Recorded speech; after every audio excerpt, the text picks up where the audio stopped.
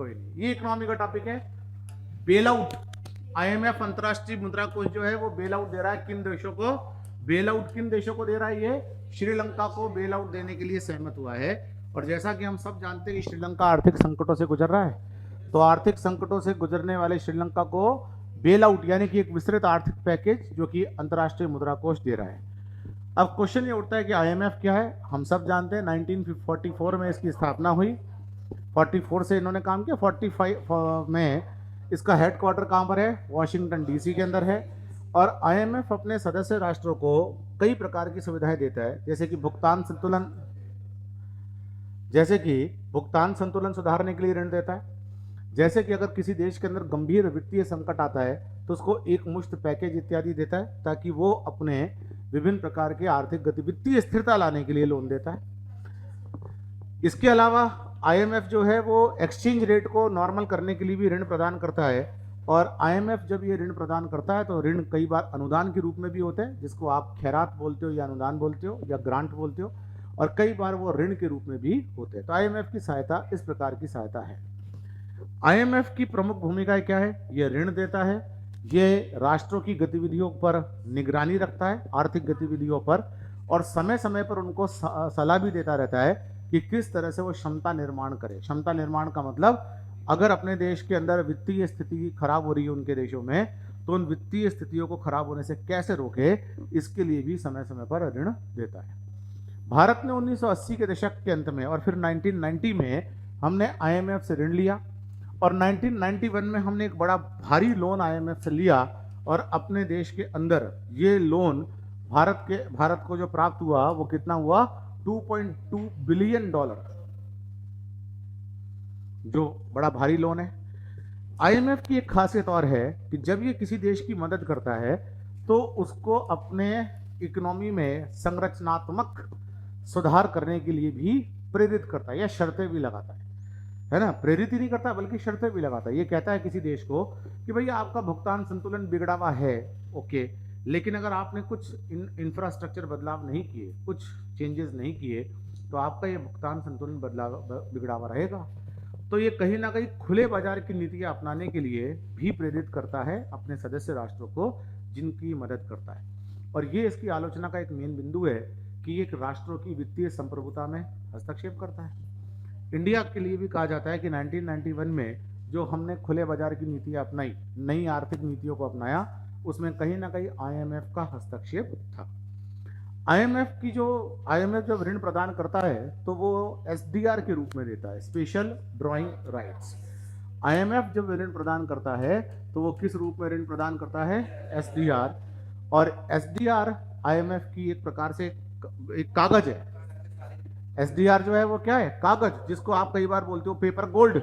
और 5 करेंसीज के बेस पर एसडीआर की वैल्यू डिसाइड होती है, जिसमें यूएस डॉलर होता है, यूरो होता है, चीनी युआन, जापानी येन और ब्रिटिश पाउंड इसके अंदर होता है। आर्थिक संकट से तो पाकिस्तान भी गुजर रहा है सर, लेकिन उसको भी कोई लोन नहीं दे रहा, देखते हैं। ठीक है, वर्तमान में क्या कर रहा है?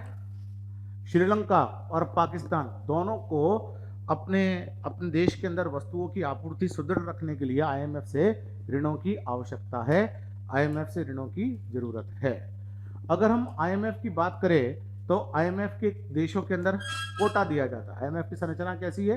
कोटा सिस्टम पर काम होता है, और कोटा सिस्टम ऐसा है जिसके अंतर्गत विकसित देशों का कोटा ज्यादा है, विकासशील देशों का कोटा कम है, और अविकसित देशों का कोटा नगण्य मात्र है।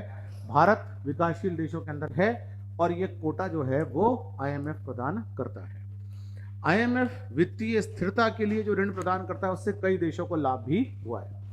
अभी इतना तो आपको क्लियर हो गया होगा कि आईएमएफ का ऋण किस प्रकार से फायदेमंद होता है। जैसे कि अगर इंडिया को $2.2 बिलियन का ऋण दिया तो ये विदेशी मुद्रा के रूप में मिल गया, और विदेशी मुद्रा हमें भुगतान संतुलन में काम आती है, आयातों में काम आती है। जिस देश की वित्तीय स्थिरता बिगड़ जाती है, जैसे कि चीन, जैसे कि पाकिस्तान और श्रीलंका की अगर बात कर रहे हैं, तो फाइनेंशियल स्थिति बिगड़ गई है, उत्पादन बहुत कम हो रहा है, देश की जरूरतें पूरी होगी फिलहाल आयातों से, और आयात करने के लिए विदेशी मुद्रा की कमी है। और अगर विदेशी मुद्रा नहीं हुई तो आयात नहीं हो पाएगा, आयात नहीं हो पाएगा तो चीजों की रेट्स बहुत बढ़ जाएगी, इन्फ्लेशन आ जाएगा कि नहीं आ जाएगा। मान लो कि अगर आपको आयातित वस्तुएं चाहिए, है ना, तो आयातित वस्तुओं के लिए करना क्या पड़ेगा, डॉलर में भुगतान। अगर आयातित वस्तुएं आपको चाहिए तो डॉलर चाहिए और डॉलर है नहीं, तो आप क्या करोगे, आयात कम कर दोगे। जैसे ही आपने आयात कम किया तो बाजार में चूंकि प्रोडक्शन हो नहीं रहा तो सप्लाई कम है। अगर वो सप्लाई को बढ़ाना है तो आप तो उत्पादन करके बढ़ा नहीं सकते, आपको तो आयात करना पड़ेगा, और आयात के लिए क्या नहीं है, डॉलर। कच्चा तेल, श्रीलंका भी विदेशी स्रोतों पर निर्भर है, पाकिस्तान भी विदेशी स्रोतों पर निर्भर है, ठीक है। तो अगर किसी देश के अंदर कच्चे तेल का संकट हो गया तो पेट्रोल और डीजल महंगे नहीं हो जाएंगे। पेट्रोल डीजल अगर महंगे हो गए तो वस्तुओं के दाम अपने आप नहीं बढ़ जाएंगे। सब्जियों का उत्पादन चाहे भले ही सही हो रहा हो, उसके बावजूद भी उनके भाव बढ़ जाएंगे कि नहीं बढ़ जाएंगे, बढ़ जाएंगे ना। मतलब महंगाई, डोमेस्टिक महंगाई को कंट्रोल करने के लिए कई बार हमें आयात से सप्लाई को सेटल करना पड़ता है। और आयात करने के लिए किसकी जरूरत होती है, विदेशी मुद्रा की जरूरत है। और वो विदेशी मुद्रा प्रोवाइड करवाने का काम कौन कर सकता है, आईएमएफ के द्वारा करवाया जा सकता है। ये ऋण भी दे सकता है और अनुदान भी दे सकता है। आईएमएफ खैरात, खैरात की जगह यहां पर अगर अनुदान लिखा होता तो ज्यादा सही बात होती, लेकिन खैरात भी चल सकता है। आईएमएफ जब अनुदान देता है तो उसके साथ में कुछ दर्दनाक शर्तें जोड़ता है, शर्त है ना। तो इसके अंदर अपने देशों को बोलता है दर्दनाक आर्थिक सुधार, इंग्लिश में इसको कहते हैं पेनफुल। इसका मतलब होता है कठोर।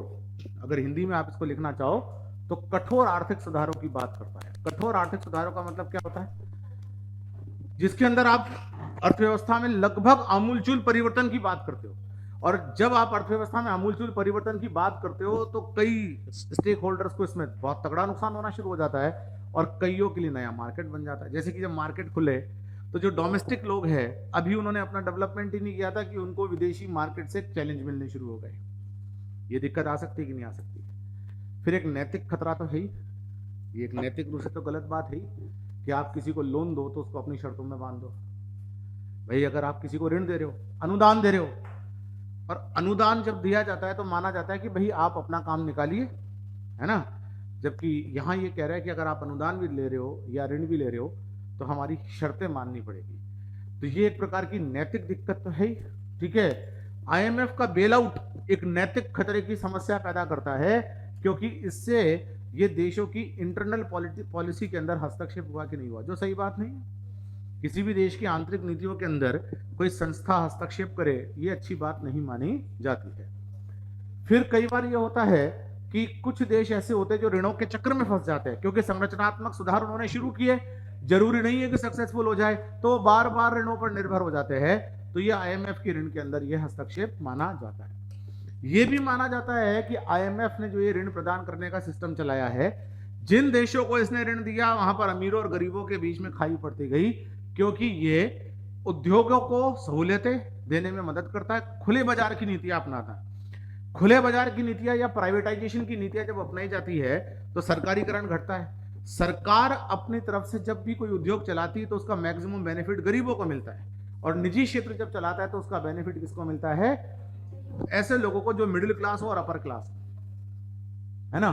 तो ये अर्थव्यवस्था में ऐसे बदलाव दिलवा देता है जो अर्थव्यवस्था मिडिल क्लास और अपर क्लास के लिए रन हो, ताकि प्राइवेट सेक्टर की माल बिके। गवर्नमेंट का हस्तक्षेप कम से कम होगा तो इसका नुकसान किसको होगा, गरीब को होगा कि नहीं होगा। तो ये सीन यहां पर देखने को मिला है। लेकिन एक विश्व का बहुत बड़ा संस्थान है जो दीर्घावधि के अंदर इसके द्वारा प्रदान किए गए ऋणों से भारत को कई लाभ भी हुए। 1991 की जो न्यू इकोनॉमिक पॉलिसी हमने अपनाई, निश्चित रूप से उस पर आईएमएफ का दबाव तो था ही, लेकिन साथ साथ में वो हमारे देश में संरचनात्मक सुधारों के लिए आवश्यक भी मानी गई थी।